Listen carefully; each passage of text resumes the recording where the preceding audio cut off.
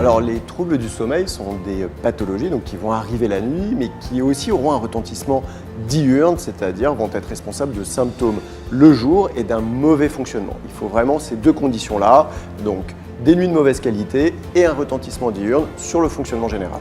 Le trouble du sommeil peut concerner tout le monde, toutes les populations. Il y a différents grands types de troubles du sommeil ou plaintes de sommeil.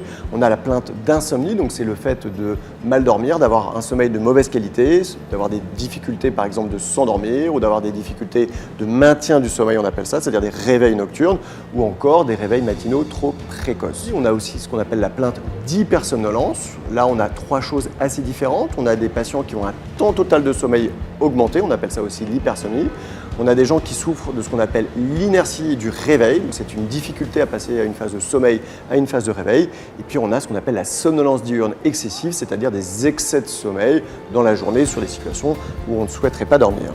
Enfin, le troisième grand type de plainte de sommeil, c'est ce qu'on appelle les troubles du comportement au cours de la nuit. Et on connaît bien le somnambulisme, par exemple, la somniloquie, mais ça peut être aussi du bruxisme, c'est-à-dire des bruits au niveau de la mâchoire et d'un grincement des dents, ou d'autres troubles au niveau du comportement de la nuit. Enfin, une quatrième grande famille de troubles du sommeil qu'on peut rencontrer en psychiatrie, ce sont les troubles de l'horloge interne ou les troubles des rythmes circadiens.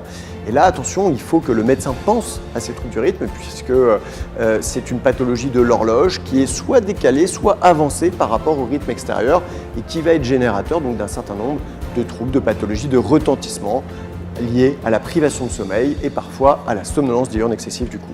Alors, qui peut venir consulter dans notre centre? Nous sommes un centre de sommeil en psychiatrie, donc ces soins s'adressent aux patients qui souffrent de troubles psychiatriques. Que sont les troubles psychiatriques? Eh bien, c'est assez large.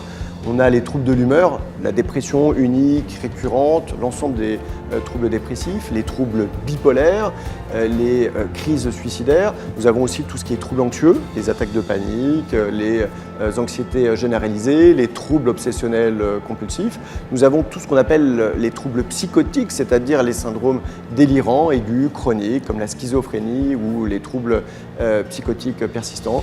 Nous avons aussi tout ce qui est troubles alimentaires, par exemple, anorexie, boulimie, hyperphagie, et aussi, par exemple, tout ce qui est troubles addictifs, alors addiction à des substances ou addiction à des comportements.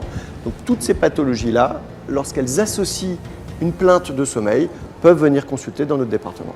Notre démarche diagnostique va avoir deux temps. Un premier temps d'élimination de toutes les diagnostics différentiels, les pathologies du sommeil générales, pneumologiques, neurologiques, par exemple les apnées du sommeil, le syndrome de retard de phase, donc cette pathologie de l'horloge avec un rythme endogène décalé, le syndrome des jambes sans repos et toutes les autres pathologies du sommeil possiblement comorbides. Et dans un deuxième temps, on va également rechercher ce qu'on appelle les altérations finalement intrinsèques à la pathologie psychiatrique. Et là, on a tout un tas de perturbations du sommeil, microstructurales, macrostructurales, qui vont pouvoir être associées aux pathologies psychiatriques. Pour plus de vidéos, rendez-vous sur la chaîne YouTube de l'AP-HP.